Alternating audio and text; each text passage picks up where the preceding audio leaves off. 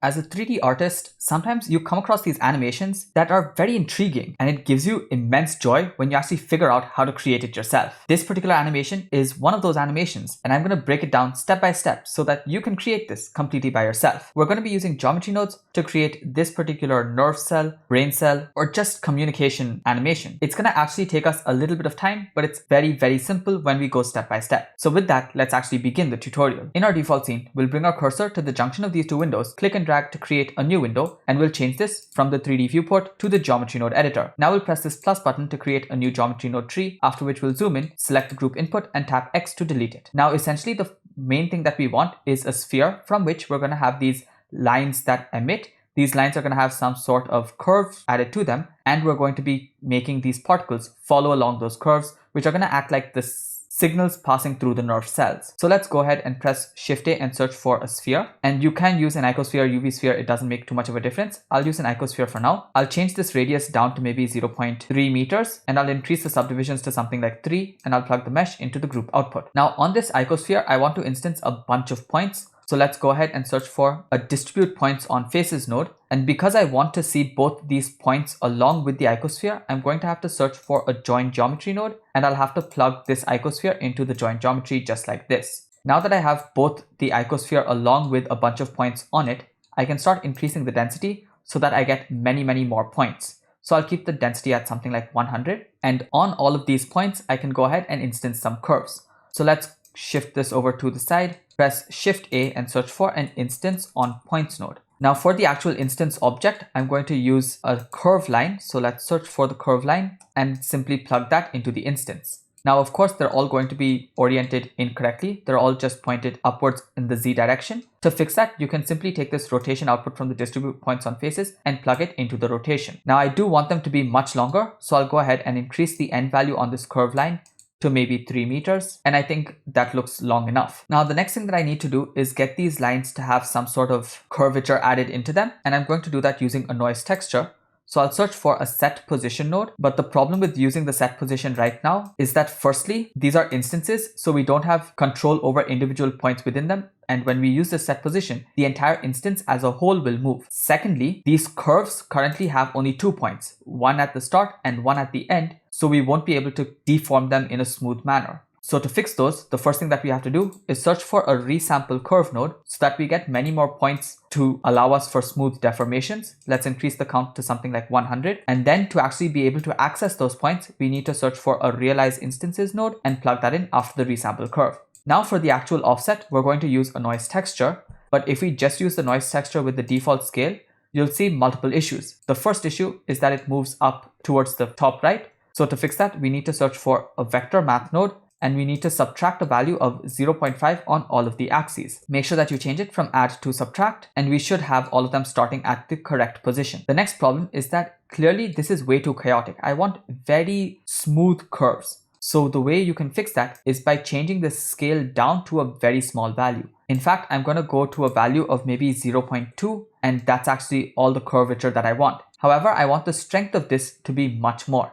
So to increase the strength, I can just duplicate this vector math node and then change it from subtract to scale, and I'll scale it up by a large amount, maybe a value of 10. Now the problem with scaling it up by this sort of a number is that you see, even though we're subtracting 0.5, we're still going to have a slight variation from the center. That slight variation is going to be multiplied by 10 units, and that's why it gets shifted even further ahead. So in order to fix that, we're going to have to press Shift A and search for another vector math node. And for this vector math, we can simply just subtract values till we get it back to the center. So I'll just have to bring it back on the y-axis to something like this. And I feel like it's perfect on the z-axis as is, and maybe the x-axis as well. However, I still feel like the curvature is too much.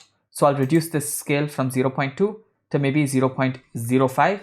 or 0.075, and I think that looks much better. Now I'll just play around with the x-axis location as well just a bit, just to bring this back to the absolute center. So now that we have that set, we have to convert these into actual geometry that's visible even if you switch off overlays. So in order to do that, let's go ahead and shift this over to the side and then press Shift A and search for a curve to mesh node. Now if we plug this in, we have to use some profile curve. I'll use a curve circle for that. But the problem with just using a curved circle like this is that first off, the radius is way too large, but that's a simple fix. We can just reduce the radius and bring it down to something that suits the scene much more. But the second issue is that we get a single radius right from the start all the way to the end. That's obviously not how I want it. I want it to start off fairly thin. I want it to get a bit fatter in the middle, and then I want it to again become thin towards the end. So the way we do that is by actually searching for a set curve radius node.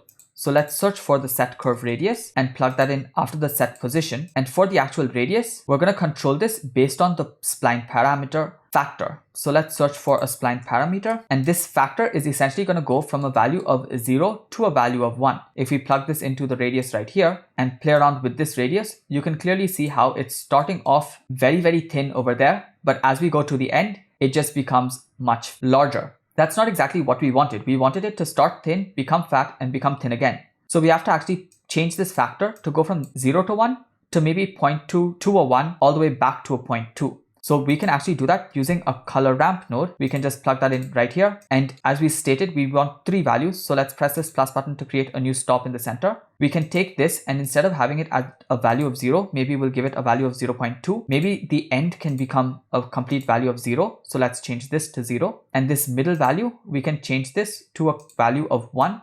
So that it becomes very fat in the center. However, I don't want it to be this sharp. So instead of making it linear, I'm actually going to change it to ease, and that'll just smoothen it out a little bit more. Now, of course, this is way too strong. So the way we fix that is by playing around with this radius now. If we just start decreasing that, we can bring this to the exact size that we originally wanted. So maybe a radius value of 0.02 will be good enough, but I do want this to be a bit fatter at the start. So I'm going to select this, and instead of a value of 0.2, maybe I'll give it a value of 0.4. And also I'll scale everything up by using a math node after this, which I'm going to set to multiply so that I can control the thickness right from here. I can make it fatter or thinner using a single value that I'll set over here. Maybe I'll multiply it by a value of 1.3, and I'll change this to a value of 0.6 right at the start, because I think that is just a much better fall off. Now, before rendering, of course, I might play around with these values to get something slightly different, but for now, I'll leave it just like this. Now we have the strands as well as the sphere. Let's go ahead and start instancing some sort of signals that will be passing through these strands. Now that is actually something that's going to take quite a bit of setup. So let's start understanding exactly how we're doing that. The first thing that we want is the actual points that we're going to be moving along these curves.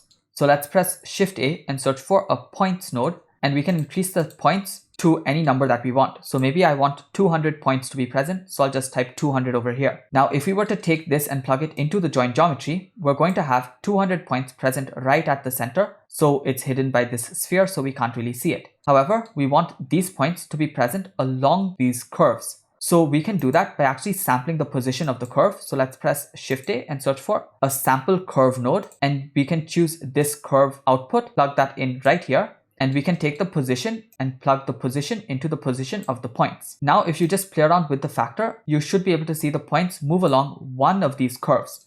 To see the point better, let's just increase this radius. And now I can spot that the point is on maybe one of these curves. If we play around with this factor, it moves along that particular curve.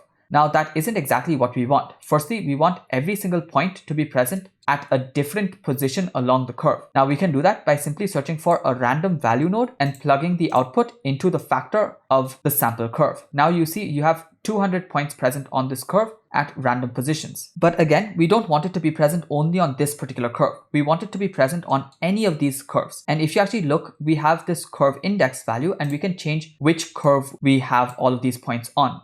And this is a diamond socket, which means we can change this curve index for every single one of the points. So what we're going to do is actually make sure that this index is also a random value, but it's going to go from a value of 0 to a value of the number of curves that's present. So let's go ahead and press Shift A and search for a domain size. This domain size will tell us how many curves are present. To get the curve count, we have to change this from mesh to curve, and we have to give the input curves as the geometry. So let's take this curve output from here, plug it into the input geometry over here, and then we have this spline count, which is going to give us the number of curves that are present. However, remember the indices of those curves start from 0, so they go from 0 to 1 minus the number of curves. So we can do that by searching for a math node and simply changing this to subtract and subtracting a value of 1 from the spline count. Now the output from this is equivalent to the maximum index that's present for these curves. So let's search for a random value by pressing Shift D on this random value and then taking this value and plugging it in as the max value that this random value can go till. Apart from that, remember, indices are always integers, so we're going to change this from float to integer. Then we can plug this in, and now we have random indices that are coming out, which we can just plug in right here, and we have the points shifted to go along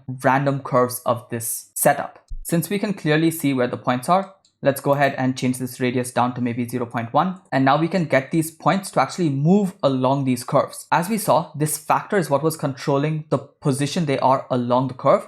So we can actually search for a math node, and by plugging it in here, we can simply increase this value to get them to go towards the ends. However, this won't give us much help because they're all going to start at a value of 0 and they're just going to end at a value of 1. And no matter how much you increase this afterwards, they're just going to remain there. We want it so that once it reaches this end, it should come right back to the start and then start traversing the entire path again. Since this factor takes inputs that goes from 0 to 1, we can actually use a modulus node to make sure that we get the remainder after division by 1. So the output will always go from 0 to 1, and every time this crosses 1, it'll go right back to 0 and start again. So let's go ahead and just reorganize these nodes a bit so that we don't have too many lines curving around.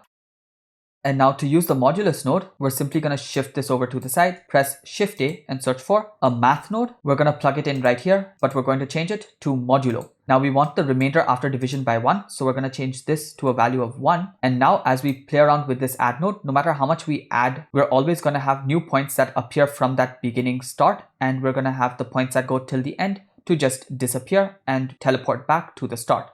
So that's absolutely perfect. Now we can actually automate this particular process by using a scene time node. So let's search for a scene time, and this seconds output can be what we add into this value over here. So now if we were to just play the animation, you see it actually moves out by itself and it works absolutely autonomously. However, there's a problem. Right now the playback is very laggy. So if we change this from play every frame to frame dropping, you can see that the speed is actually way too much. It's moving far too fast. So to slow that down, we can press Shift A and search for a math node, and we can actually divide it by some specific number. Or we can multiply it by a value smaller than 1. For now, I'll keep it at multiply, and maybe I'll multiply it by 0.5 to make it half as fast.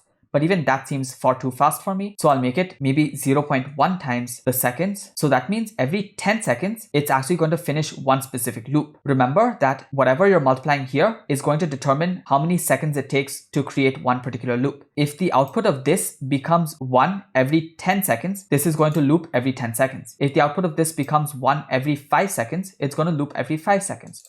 So for example, if this value was 0.2, we're multiplying the seconds by 0.2. So when this seconds value becomes 5 into 0.2 is equal to 1, which means this output is going to be 1. So it's going to loop every 5 seconds. Now that's important because we want this end frame to be such that it is a multiple of the number of seconds it takes to loop the animation. Since we're saying that this is a 10-second long loop, we have to make sure that this end frame is such that it's a 10-second long animation. If we go to our output properties, we can see that the frame rate is 24 frames per second. So if we keep this at 240, it will become a 10-second long loop. However, I actually want to render this out at 4K, so I'll change the percentage to 200 and I'll change the frame rate to 60 frames per second so that it's a 60 frames per second animation, and hence I'll have to change the end frame to 600 to make it a perfect smooth loop as we go through the entire animation once. Now that we have that set, we can go ahead and instance some spheres onto these points. For that, we just search for an instance on points node, plug that in after the points, and for the instance value, we're going to use a UV sphere. Again, you can use an icosphere if you want. It's completely up to you. Maybe I'll just use an icosphere itself. I'll increase the subdivisions to maybe 3, and I'll take this mesh and plug it into the instance. Now clearly the scale is way too large, so let's reduce this radius down to maybe 0.01 and then start increasing it till they're just seen. Now there's one more issue that we're going to face because the curve radius changes size over the length of the curve. So over here, we're going to get a large sphere compared to the size of the curve, whereas over here, we're going to get a small sphere. I don't really want that. I just want it such that a little bit of the sphere sticks out right from the start to the end. So I want this sphere to also change size based on this radius of the curve. Now, in order to do that, we're actually going to change the scale based on the factor of this curve. So remember, we're getting the factor output that each of these points are going through from this output right here. So from this, we are getting a value that goes from 0 to 1, and whatever value this is, that is exactly where this point is present. But just like before, the curve is not going from 0 to 1, at least the radius isn't. So as it goes from 0 to 1, we want the radius to change, go to a max, and then reduce down again. That change was done based on this particular color ramp node. So what we can do is we can duplicate this color ramp node and then take this output, plug it into the factor, and take this color output and plug it into the scale. Now when we play the animation, the size of this sphere will scale exactly according to the radius of this particular spline, which is exactly how I want it. Again, I actually think it's still a bit too large, so I'll go ahead and reduce this radius down to maybe 0.03, and that should be good enough. However, I also don't want it to be shaded such that we can see each of the edge, so I'll just search for a set shade smooth node and I'll plug that in after the icosphere. Now that's actually all you have to do to get these points to be moving out away from this particular central region. However, there's one more thing that I really want to figure out. And that's how we can create points that also go in as well. Now, I'm sure there might be easier ways to create this, but the math that went on in my head goes something like this. Right now, we have these seconds that is driving this modulo value that goes from 0 to 1. If we want some of these points to go from 1 to 0, we essentially need to take this and subtract this value from a value of 1. So if you press Shift A and search for a math node and change it from add to subtract, we can actually go 1 minus this factor. And if we do this, we are always going to have the points moving inward. So let's just plug this into the factor for now. And now when you play the animation, you can see how these points move inward. Now, of course, this is what's going to have to control the color ramp as well. So we can just plug that into the color ramp. And now you have these points that are moving inward. Let's change this from frame dropping to play every frame so that you can actually see the motion inward. And now you can see how it slowly moves inward. But we want both the things to happen. It should both move inward as well as outward. A few of these should move outward while a few move inward. Now we can have a 50-50 selection by using the same random value that we had somewhere. For example, we could use this random value that we used to set the factor to also control which of these are going to go inward and which of these are going to go outward. For that, let's just rearrange these nodes a bit. Let's take these, shift these down, and then let's take these and just shift these up. And then from this random value, let's make the output such that we either get a 0 or a 1. So let's press Shift A and search for another math node. We're going to change it from add to round. So any value that comes out of this, which is between 0 to 0.5, will become 0 as the output from here. And anything that goes from 0.5 to 1 will become 1 as an output from here.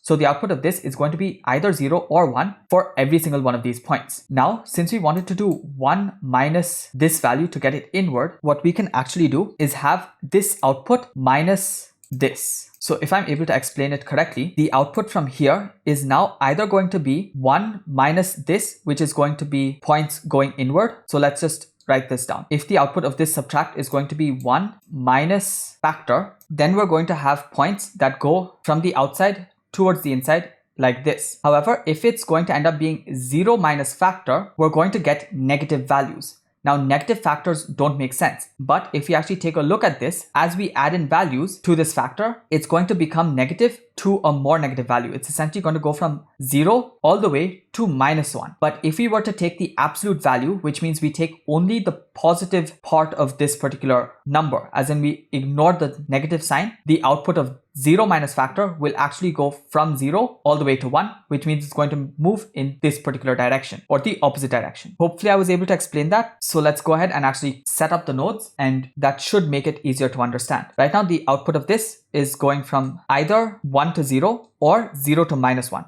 If we just press Shift A and search for a math node and set it to absolute, which you can see right over here, the output of this is going to go from either 0 to 1 or 1 to 0, which is exactly what we wanted. So let's take this, plug this into the factor over here, and also take this and plug it into the factor over here.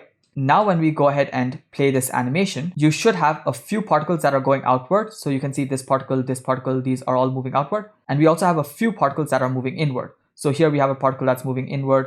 Some of them are moving inward here and there, which is the exact animation that we wanted. Some of them inward, some of them outward. So now that we have that set, we can go ahead and finish off the node setup. The first thing that we need to do is make sure that this sphere is also set to shade smooth. So let's search for a set shade smooth node, plug that in right here. Then press Shift A and search for a set material node and set different materials for each of these 3 objects. One is the central sphere, the second is the strands, and the third is these signal spheres that we have. So let's select this, press Shift D twice so that we can just plug them into these three sections. Now we need to actually select which materials are going to go where. So let's go to the material properties, press this plus button twice to add in 2 more material slots. Then let's select them and press this plus button to create new materials. Let's rename them appropriately. So this one we're going to call as sphere. This one we're going to call as the strands or the nerves. And this one we can call as the signals. Now, since this is the sphere, we're going to choose sphere over here. Since this is coming from the strands, let's go ahead and choose strands. And this last one is going to be the signals. That's actually it for the geometry node setup. Let's go ahead and start with the materials. To see the changes that we make, let's switch our viewport shading to rendered. Let's switch this from the geometry node editor to the shader editor. And then let's go to our render properties, switch on bloom as well as screen space reflections.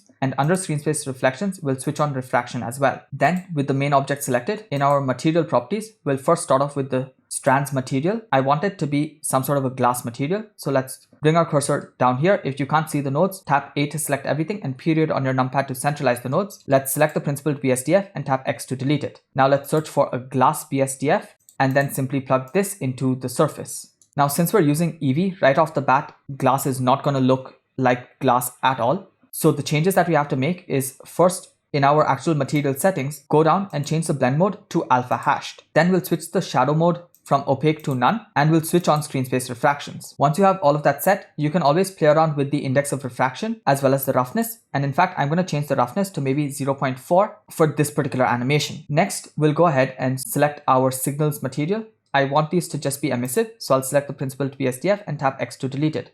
Now I'll press Shift A and search for an emission node, and I'll plug this into the surface, and I'll give these maybe a slightly bluish color. And I'll increase the strength to something really high. Let's go with 100 or maybe just 10. Now I want the main sphere to also be an emission object. So let's select it, delete the principled BSDF, search for the emission, plug that into the surface, change the color to maybe a more saturated blue, and just increase the strength quite a bit. Now this is what we have so far, but it's going to look even better when we add in some sort of background. So let's press Shift A and search for a mesh plane and then press GZ to just bring it down and just scale it up. Instantly with the background, you can see how these glass strands look far more like glass. So without the plane, they look like this. With the plane, they look like this. So the difference is huge. So we're going to make sure that it's present. However, since we're adding in this background, I don't want any shadows to be formed on it. So for each of these materials, for the shadow mode, I'll change these to none to make sure that there's absolutely no shadows formed by anything. Then I'll go ahead and place my camera to some location. Let's just select the camera and then just bring your view to some position that looks nice, and then press Ctrl Alt 0 to snap camera to view. Now I think I'm also going to reduce the size of the sphere, but I'll do that just before rendering. For now, once the camera is placed here, you can just press G to grab it and move it wherever you think suits the scene. So maybe I'll go to a position like this. Then I'll select this background. I'll press GZ to just bring it down even more. And maybe I'll just rotate it so that it's facing the camera, and then move it on the local Z axis to move it back. And just make sure that you have it at a good enough position such that the entire camera is covered, but it's far enough to make sure that none of these glass strands are intersecting with the plane as you see right here. But you also have to make sure that it's not so far that it stops refracting on the glass planes like this. So here you see these areas just look really bad. So you have to make sure that you get that right balance and keep it wherever you think it suits the scene best. Once you have that set, the plane as well, I'm just going to give it a new material and I'll make it slightly bluish. Even the default light, I'll make that also give out a bluish tint, and I'll take the world background and either change that to a complete black or give this also a slightly bluish tint. Once you're happy with that, you can select the camera, go to the camera properties, change the focal length to maybe 25 meters. And if you do that, of course, you're going to have to reposition the camera. So I'll do that just before rendering. For now, I'll keep it at 50 itself. Then I'll go to my viewport display. I'll increase pass power 2 all the way to 1. And then I'll switch on depth of field. Now I'm just going to go ahead and reduce this f-stop to something slightly smaller so that the depth of field is much more. And then I'll just make sure that we're focused towards the center of this particular object. So I'll just play around with it till this sphere comes in focus. And I think I'm just going to leave it at that itself. Now the last thing that I have to do is create some more variations in the background. So let's just select this, press Alt D to create a linked duplicate, and then move it back by just pressing G followed by whichever axis will move it towards the back. And remember, if you just wanted to move back in your view, you can always change this view transform from global to view And then if you just press GZ, it's going to move back in your exact view. So let's just move it like that and then give it some random rotations and maybe create another one. So another Alt D, just bring it somewhere and that should be fine. Now, if you want, you could do some compositing as well. To actually see the compositing, you can switch on compositor for your camera view, switch this over to the compositor window. You can switch on use nodes and now you can shift this over to the side. And if you want, you could use some hue saturations or some color corrections. So I'm just going to use some color balance and I'm going to make the entire gamma a bit more bluish. And I'll just play around with this until I get something that I think looks amazing. Once you're happy with the way everything looks, you can go back to your output properties, make sure that you save the output folder to the directory in which you want to save your output video. / will save it in the same folder in which you save the blend file. So make sure you save your Blender file. File format, I'm going to choose FFmpeg video. The encoding, I'm going to change the container to MPEG-4 and the output quality, I'm going to choose perceptually lossless. Once I'm happy with all of that, I'll go ahead and press render animation. I really hope this was interesting for you. And I know this might have also been a bit longer. The last few videos have been longer than usual, but I'm genuinely glad with the outcomes and I'm really happy to share them with you. So I do hope they're coming in really handy for all of you and you're able to learn different techniques that you can apply in your own animations as well. I post videos every single day, so there's definitely a lot of videos that are present on my channel that you haven't yet checked out. That's just waiting for you to discover them. Until my next video comes out tomorrow, thank you so much for watching once again. Keep creating and don't forget to stay creative.